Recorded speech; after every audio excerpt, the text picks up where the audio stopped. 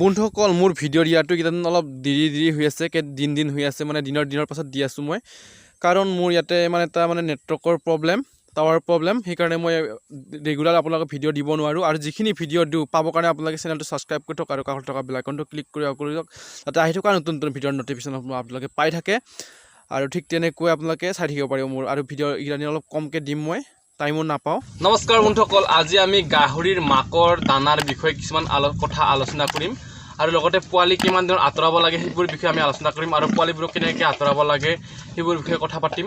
আপোনালোকক আৰু গাহৰি মাকটোক কেনেকৈ সুস্থ কৰি সদায় আমি ৰাখিব পাৰোঁ তাৰ বিষয়ে কথা আমি পাতিম আপোনালোকক। এই সুস্থ কৰি ৰখাৰ বিষয়ত মানে বহুত ধৰণৰ আমি দানা পাওঁ দিব লাগে, কিছুমান আমাৰ গাঁও অঞ্চলত আমি ভাল কিছুমান দানা পাওঁ সেইবোৰ আমি মানে যিটো নেকি গাখীৰ তাৰ বেছি ওলায় সেইবোৰ বিষয়ে আমি আলোচনা কৰিম। গাখীৰটোৰ কাৰণে আমি মাকজনীক আৰু সুস্থ সদায় কৰি ৰাখিবৰ কাৰণে আমি তাৰ বিষয়ে আলোচনা কৰিম আৰু কওঁতেতো বহুত ক'ব পাৰোঁ কিন্তু সেইবোৰ নকওঁ আৰু সেইবোৰ ময়ো কৰিব পৰা নাই, দিব নোৱাৰোঁ ইমান এটা, আমি সদায় কিনা দানা ইউজ কৰিব নোৱাৰোঁ ইমান এটা, কেতিয়াবা দিব পাৰি। যেনেকৈ গডৰেজ অলপ দি থৈছোঁ মই, গডৰেজ খাই আছে মাকজনী আৰু পোৱালিকেইটাও মানে এনেকৈ অলপ চলপ খায় এতিয়া। ঠিক আমাৰ 10 দিন বা 12-15 দিনৰ পাছত আমি দানাৰ পোৱালিকেইটাক খুৱাব পাৰোঁ এনেকৈ আৰু পোৱালিবোৰক আমি সদায় আঁতৰাই থ'ব লাগে মাকৰ পৰা 15 দিনৰ পাছত, তেতিয়া আমি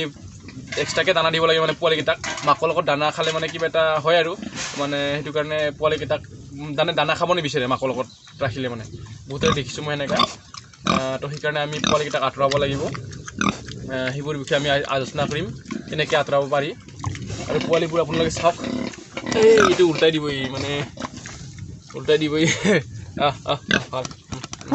পোৱালিবোৰকো দেখাওঁ আপোনালোকক কেনেকৈ হেনো পোৱালিকেইটা কেনেকৈ হৈ আছে এতিয়া মোৰ বৰ্তমান। আৰু যত্ন খুব ল'ব লাগে মাকজনীক। এতিয়া মেইনলি হ'ল আমাৰ এতিয়া মাকজনীক আমি ভালকৈ যত্ন কৰিব লাগে। পোৱালিকেইটাতো যেনেকৈ বাচিলে আৰু ডাঙৰ কৰি লৈ এতিয়া মাকটোক আমি দানাৰ ওপৰত আমি গুৰুত্বপূৰ্ণ দিব লাগিব, মাকটোক আমি সদায় এতিয়া সুস্থ কৰি ৰাখিব লাগিব। তো সেইবোৰ বিষয়ে আমি আপোনালোকক ক'ম এতিয়া আৰু পোৱালিকেইটা চাই লওক তাৰ আগতে। ঠিক আজি মোৰ হৈছে 14 দিনৰ ভিটামিন বি কমপ্লিমেক্সৰ মই ইনজেকশ্যন আজি আপোনালোকক মাৰি দেখুৱাম অকণমান, আপোনালোকে সেইবোৰ চাব পাৰিব। আৰু পোৱালিকেইটাক এতিয়া চাই লওকচোন আপোনালোকে কেনেকৈ হৈ আছে। তো পোৱালিকেইটা মোৰ এনেকুৱা হৈ আছে এতিয়া বৰ্তমান। এয়া কেনেকুৱা হৈছে বন্ধুসকল কমেণ্ট কৰি জনাব। পোৱালিকেইটা মোৰ গাহৰি পোৱালিকেইটা কেনেকুৱা হৈছে কমেণ্ট কৰি জনাব। 14 দিনত এনেকৈ পোৱালি কামুৰি দি থাকে বুলি এনেকৈ হৈছে 14 দিনত। ইমান এটা বেছি ডাঙৰো হোৱাও নাই, হ'লেও মানে পোৱালিকেইটাৰ গ্ৰ'থটো আপোনালোকে চাই লওক কেনেকুৱা হৈছে। অলপ বডি, ইয়াতৰ বডিটো এনেকুৱা, গাও গঠনবোৰ এনেকুৱা হৈছে, এয়া চাই লওক। গোটেইবোৰ পোৱালি ভালেই লাগিছে, 14 দিনতে মানে এনেকুৱা হৈছে। আৰু এইফালে আছে এইকেইটা, তো 7টা পোৱালি আছে বৰ্তমান। 1 2 3 4 5 আৰু এইফালে 2টা, 7টা পোৱালি আৰু মাকটো বৰ্তমান এনেকৈ হৈ আছে এতিয়া। ইমান এটাতো ক্ষীণ হোৱা নাই বেলেগৰ নিচিনা। বেলেগৰ গাহৰি মই দেখিছোঁ বহুত প্ৰায়বোৰ গাহৰি ক্ষীণ হৈ যায়, তো এতিয়া মোৰ গাহৰিটো এনেকুৱা হৈ আছে আৰু চাগে ক্ষীণাব পাৰে পাছত, ইমান এটা যত্ন ল'ব নোৱাৰিলে মানে। সদায়নো ক'ত ইমান যত্ন ল'ব পাৰিম আৰু বস্তুনো সদায় ক'ত পাম, সেইটো কাৰণে মানে অকণমান লাষ্টত ক্ষীণাব পাৰে। হ'লেও এতিয়ালৈকে যে এনেকুৱা হৈ আছে তো ভাল লাগিছে। তো গাহৰিক বিজি দিম আজি, আপোনালোকে দেখি পাব। এনেকৈ সোমাই দিব আপোনালোকে আৰু ভয় নকৰাকৈ এনেকৈ মাৰি দিব 1 ml। আৰু খুব ধৰফৰাই গাহৰিবোৰ, অকণমান সাৱধান হ'ব আপোনালোকে, যেতিয়া নাজানে মাৰিব নালাগে। আৰু এনেকৈ কাটি ল'ব, তেতিয়া ভয় ইমান নাথাকে, বেছি সোমাই নাযায়। গাহৰিটো ধৰফৰাই থাকিলেও মানে অলপ এতিয়া চেঙাটো গাহৰিবোৰ। তো আপোনালোকে এতিয়া 14 দিনৰ আমি দি আছোঁ বিজি ভিটামিন বি কমপ্লিমেক্সৰ দি আছোঁ বৰ্তমান। মই যোৱাবাৰ ফেৰিটাছ বিজি মাৰাটো দেখাব নোৱাৰিলোঁ আপোনালোকক, তো সেইকাৰণে আপোনালোকে আজি চাই লওক। এনেকৈ মাৰিব আপোনালোকে বিজিটো দি এনেকৈ অকণমান মানে মালিচ কৰি দিব, যাতে বস্তুখিনি ভিতৰলৈ সোমাই যায় আৰু মানে ইফালে মানে অকণমান মানে একো টেনশ্যন নহয় আৰু এনেকৈ। এতিয়া নজনাবোৰক কৈছোঁ এনেকৈ মোৰ নিচিনাকৈ চাই লওকচোন আপোনালোকে। ডাইৰেক্ট ভয় নকৰাকৈ এনেকৈ মাৰি দিব আৰু অকণমান পাৰিম লাগিছেনে বেজি মাৰিবৰ কাৰণে ভয় কৰিব নালাগে এনেকৈ আৰামত মাৰি দিব আৰু এজন ধৰা মানুহ লাগে ভাল ধৰা মানুহজনৰ অকণমান দিগদাৰ হ'লে মানে সেই গাহৰিটো খুব ধৰফৰাই এনেকৈ মাৰি দিব আপোনালোকেও এতিয়া কোনো ধৰণৰ ভয় খাব দৰকাৰ নাই তো ইয়াৰ পাছতে আপোনালোকক মাক গাহৰিটোক কি দানা দিব লাগে সেইবোৰ বিষয়ে আমি আপোনালোকক ক'ম কোন কি দানাত আপোনালোকে বেছি ভিটামিন পাব আৰু গাখীৰ বেছি ওলায় সেইকেইটা মই দেখুৱাই দিম আপোনালোকক আৰু আপোনালোকে সেনেকৈ দি থাকিব পাৰিব যাৰ মাক আছে মাক গাহৰিক তো নম্বৰ 1 বস্তু হ'ল আপোনাৰ এইটো কচুই হয় এটা বেলেগ প্ৰজাতিৰ কচু মানে বেলেগ এটা কচু হয় এইটো আপোনালোকে দুধ কচু বুলি জানিব পাৰিব দুধ কচু বুলি ক'লে গম পায় বহুতে দুধ কচু মানে ইয়াত বহুত মাত্ৰাত মানে আইৰণ আৰু গাখীৰ মানে যিকোনো মানে ইয়াতে ভাল বস্তু পাব আপোনালোকে ইয়াত ভিটামিনো ভৰপূৰ থাকে আপোনালোকে এইটো বস্তুটো দিব দানাৰ লগত উহুৱাই কিনে দিব মাইকী গাহৰিজনীক তেতিয়া মানে আপোনালোকৰ গাহৰি কেতিয়াও মানে ক্ষীণ হৈ নাযায় ফটককৈ মই বেলেগৰ পৰা মানে নিজৰ কেজ বমান আছে বেলেগৰ তাত পৰা আনিছোঁ মই মোৰ কেইটা ডাঙৰ হোৱা নাই মই বেলেগৰ পৰা আনিছোঁ এতিয়া বৰ্তমান বহিও কাটিব পাৰে এনেকৈ কিন্তু মই থিয় দি এনেকুৱাকৈ মানে ওপৰত বহি এনেকৈ কাটিছোঁ আৰামত তলত থৈও কাটিব পাৰে আপোনালোকে আৰু অকণমান সৰু কৰিব লাগে এনেকৈ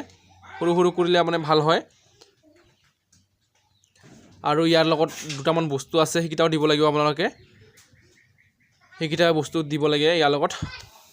আপোনালোকে চাই থাককচোন সকলোকে তেতিয়া গম পাই থাকিব সকলোবোৰ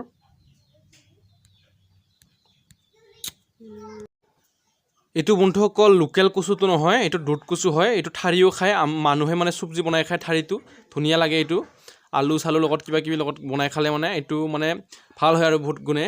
আপোনালোকে এইটো দিব আৰু আপোনালোকৰ বাৰীত চাব পাতটো অলপ ডাঙৰ হয় এইটো পানীত নহয় মানে বামত হয় এইটো কচুটো তো আপোনালোকৰ 2 নম্বৰ হৈ গ'ল অমিতা এইটো ইয়াত আপোনালোকে গাখীৰ ইটোও বঢ়ায় আৰু নেক্সটতে আপোনাৰ এইকেইটা আপোনাৰ হ'ব মানে ধানটো ডাইৰেক্ট গুড়ি কৰি দিব মিলত এনেকৈ আনি থ'ব গুড়ি কৰি ধান আৰু চাউলটো একেলগে গুড়ি কৰি এইটো দি দিব আৰু এইফালে 3 নম্বৰ হ'ল গড্ৰেছ দিব পাৰে আপোনালোকে এই গড্ৰেছটো শুকানকৈ দিলেও একো টেনশ্যন নাই আৰু এইটো হৈ গ'ল দুধ কচুটো ক'লোঁ মই আগতে আৰু এতিয়া এইটো হৈছে আপোনালোকৰ দবৰি ঘাঁহ এইটো আপোনালোকে দিব লাগে মাক গাহৰিক এইটোতো খুব প্ৰটিন পায় আৰু এইটো হৈ গ'ল আমাৰ ভীমকল আৰু সেইটো আগতে যে মই এটা পাতৰ ভিডিঅ' দি দিছোঁ খচৰে পাত বুলি এইটো আপোনালোকে দিব আৰু আপোনালোকে টেনশ্যন কৰিব নালাগে মোৰ ইমান এটা নাই বৰ্তমান তো বন্ধুসকল মাকৰ পৰা পোৱালিকেইটাক আঁতৰোৱাৰ ক্ষেত্ৰত হৈ গ'ল আমাৰ বহুত এটা টান চিটুৱেশ্যন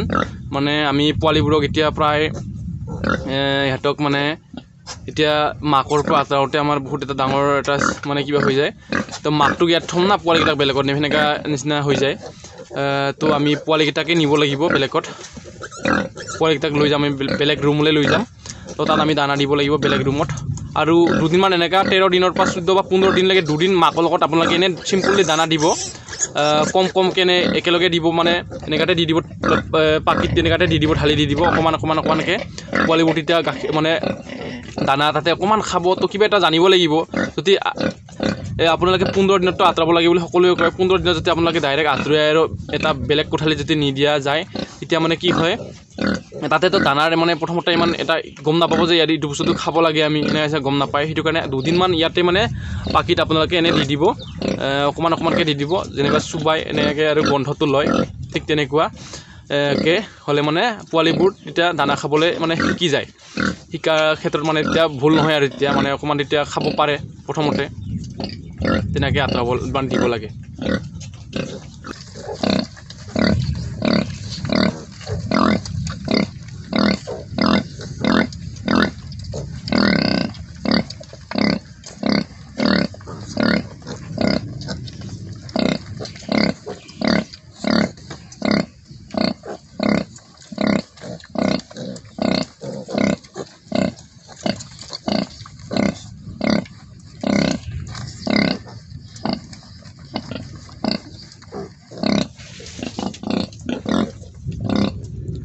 ভিডিঅ'টোত বন্ধুসকল আপোনালোকক যিমানখিনি শিকাব পাৰিছোঁ আৰু কি বা ভুল হ'ব পাৰে কিছুমান কথা আপোনালোকক শিকালোঁ এনেকৈ যদি ভাল লাগে বন্ধুসকল সকলোৱে এই চেনেলটো ছাবস্ক্ৰাইব কৰি থ'ব আপোনালোকে আহি থকা নতুন ভিডিঅ'ৰ ন'টিফিকেশ্যনবোৰ পাব মোৰ আৰু যিসকলে কৰা নাই এতিয়ালৈকে ছাবস্ক্ৰাইব আপোনালোকে কৰি দিয়ক আৰু এনেকৈ গাহৰিৰ মোৰ অন্যতম ভাল ভিডিঅ' আপোনালোকে চাই থাকিব পাব তো সেইকাৰণে আপোনালোক ক'লোঁ চাই থকাৰ বাবে ধন্যবাদ, থেংক ইউ আৰু সকলোকে বাই বাই।